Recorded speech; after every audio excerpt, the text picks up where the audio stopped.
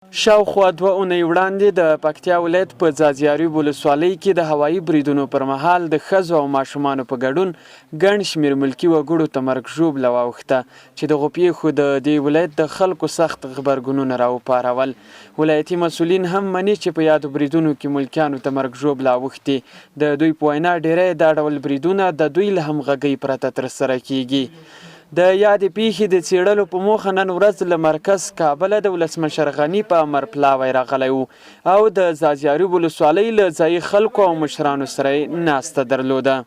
ځاځیاریب کې چې عملیات شوي دي په هغو کې ملکي کسان د ماشومان او ښځو په شمول شهیدان شوي او یو مستقل خارجیان عملیات کوي.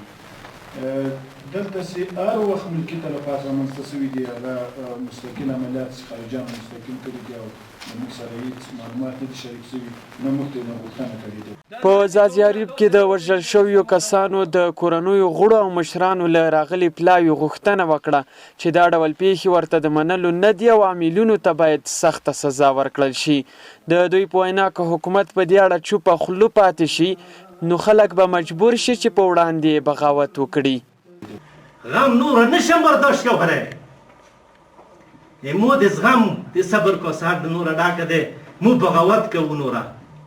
مو همداره کم په جرات سره مخالفینو ته ایلي دي سره کرخه مو ته کش کړی دی چې نوره دا حالات زه نشم زغملی چې ما چې ساری په باروتو کې وسي ماشومان په باروتو کې سیزي. مو ماشومان زنانه سپینګیري بمباریږي مو حکومت پوښتنه نه کوي.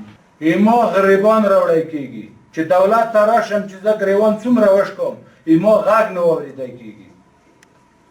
کال یې نیم پوره شو چې ایما بندیان اوسه پراته دي په کوم ثبوت پراته دي.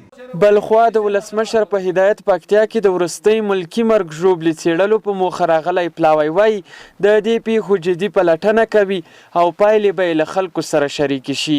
د پلاوی مشر سرور احمدزی وایي جګړه د سیمې استخباراتو روانه کړې خو تر ډیری زیان ملکي وګړي ویني.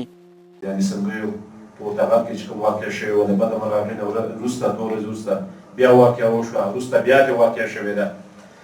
د دې ټولو څېړنه به کېږي. هیات خو موږ دې ته ټاکلی وو چې بادي سنګیو کوزه دې سنګیو په غرب کې کومه ستونزه وه لیکن د بده مرغه دوه پکې نورې راووتلې بیا دغه ټولې به څېړو انشاءالله موږ به تاسو ټولو ته معلومات درکوو. په ځاځیاریب ولسوالۍ کې لومړی د پکتیا امنیه قومندانۍ اعلامیه خپره کړه چې دغه عملیات افغان ځانګړو ځواکونو کړي او 15 تنه وسله والي وژلي.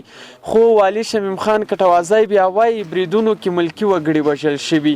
له دې وړاندې هم د پکتیا په بېلابېلو سیمو کې ورته بریدونه ترسره شوي چې ګڼ شمېر ملکي وګړو ته پکې مرګ ژوبله اوښتې.